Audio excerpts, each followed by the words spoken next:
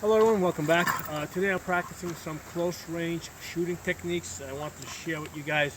And the scenario here is that we are basically being attacked by somebody with a knife or a club or some type of a handheld weapon. The assumption is that they don't have a gun because if they had a gun they wouldn't be closing in on us. So this is a situation where they're closing in on us. They have a close range weapon, so they need to close in order to be able to use it effectively. On the other hand, we have a long range weapon in the handgun, so we prefer to maintain distance. Okay, this way we maintain the advantage. So people can close distance very quickly, and what I'm going to talk about here is ways that we can deal with that. And basically, the situation here is like if I have this person attacking me here, right? By the time I get to my gun and come out, they're moving in on me. Okay, they're probably going to be within grappling range before I come out of the holster. Okay, so somehow I have to keep some distance. So one way to do it is to back up and shoot. Okay, now the problem with backing up and shooting is that first of all, as I'm backing up, especially on raw ground like this, I can trip over myself because first of all I don't know where I'm going. Also, feet don't work very well in reverse. Okay, so if I'm going to back up, I'm usually not planning to take maybe one or two steps. Okay, so that's the issue with backing up. The other issue is that that person, if they're moving forward, okay, they can move forward a lot faster than I can back up. Okay, so what I'm going to do is what I'm practicing here is rather than backing up, what I'm going to do is I'm going to circle that way. Okay. And the reason, so as I'm drawing, I'm going to circle here and fire, and I'm basically going in a circular pattern. The benefits of going in a circular pattern is, first of all, my hips are now oriented in that direction, so I'm no longer running backwards. I'm moving forward. Okay, so there's less of a chance that I'm going to trip over myself because I'm basically moving forward in a natural pattern. And what I'm doing is as I'm moving forward, I'm pointing the gun back in a position like this. So I'm moving forward, okay, but I'm pointing the gun back, and I'm bringing the gun up to my eye level, almost like this. So if I do get, if I do create enough distance where I need to go to my sights, I can get to my iron sights like this. Right, I'll do it here so you can see in the camera. So I'm in this position here. I can get to my iron sights, okay, and I can basically shoot in the backward direction as I'm moving forward. Now the question becomes, why not just go straight? Okay, so why not just go straight in that direction? Well, once you start moving laterally, what's going to happen is the person that's moving in on you is going to adjust. Okay, so if you just move laterally, and they're closing in on you, they're going to get to you. Okay, but if by moving in a circular pattern, you're effectively continually changing your direction. Now, mind you, they don't know that you're moving in a circular pattern. They just know that you're going that way. They just know that you're moving away from them. They don't know that your intention is to move in a circular pattern.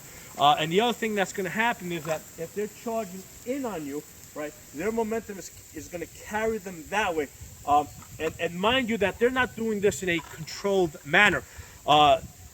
Especially if they realize that you have a gun, right, and they have a close range weapon, they're going to want to close that distance as fast as possible. So they are going to lunge at you at full speed. So as you're moving laterally, you're getting out of their way. And what's going to effectively happen is you're going to end up behind them because they're going to keep going that way.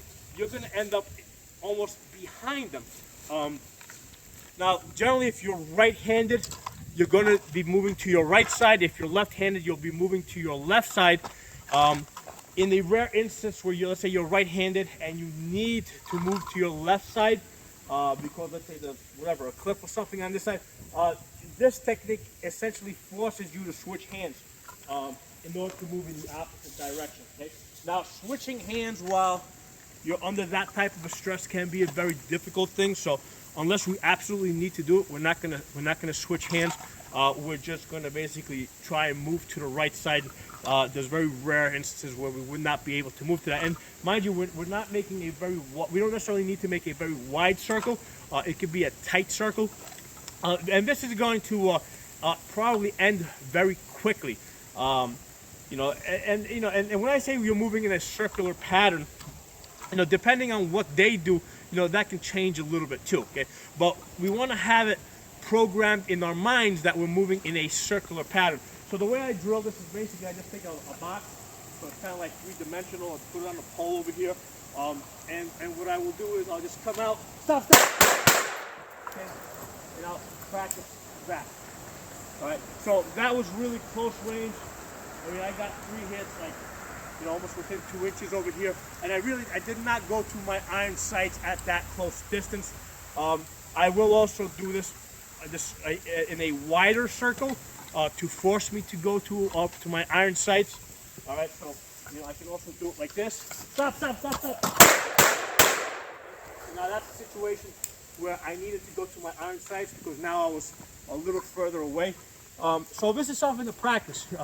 You know, you can also practice it with switching the hands for that rare instance that you need to practice.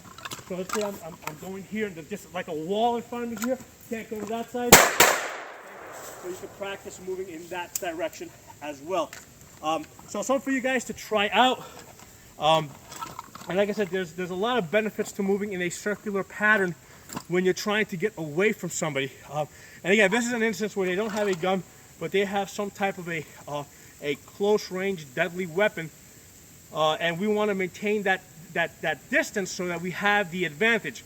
I mean, yes, we can fight them close, but you know, why do that if we don't have to? Now, one of the things I should mention is, if you notice, you know, I am bringing the gun up high. Okay. Another option is to bring the gun down low. Okay, that is an option, especially if I get into a grappling situation where they already got me. You know, and they're attacking my face over here. You know, I may end up going with the gun low, boom, boom, boom, boom, like that. Okay, that's also a possibility. You know, that it may work out that way. But if at all possible, I'd rather go high because I do have the option of getting to my iron sights if I need to. And also by going high, I'm basically pointing the gun down. Okay, I'm pointing it down towards this center mass. So there's less, it's less likely that I might hit an innocent bystander at a distance by shooting from a high position down. Okay, so that's one of the reasons why I prefer to be high up here. And if they do, let's say that, you know, they get close to grappling, I can also use my elbow to deflect a little bit. And if I need to, I can also come, you know, down to here if I see that they really got like 2 hands up here. But wherever possible, I prefer to be shooting from a high position to a low position, you know, for the reason that I can get to my iron sights if I need to, and also because it's safer to be shooting, you know, towards the ground, because because basically if you miss, you know, from this angle the bullets are going to hit the ground, whereas if you're shooting from a low position high, I mean, if you miss, that bullet can, you know, you can go from a handgun, it could go well over, well over 1,000 feet, maybe 2,000 feet, and you don't know where it's going to land and what it's going to do. So a couple of things for you guys to think about. If you guys like this video, you know, give it a thumbs up, share it. If you're not a member of my channel, subscribe. And if you're watching this on YouTube, hit that bell button so that you get notification of other videos that I put up. Talk to you guys next time.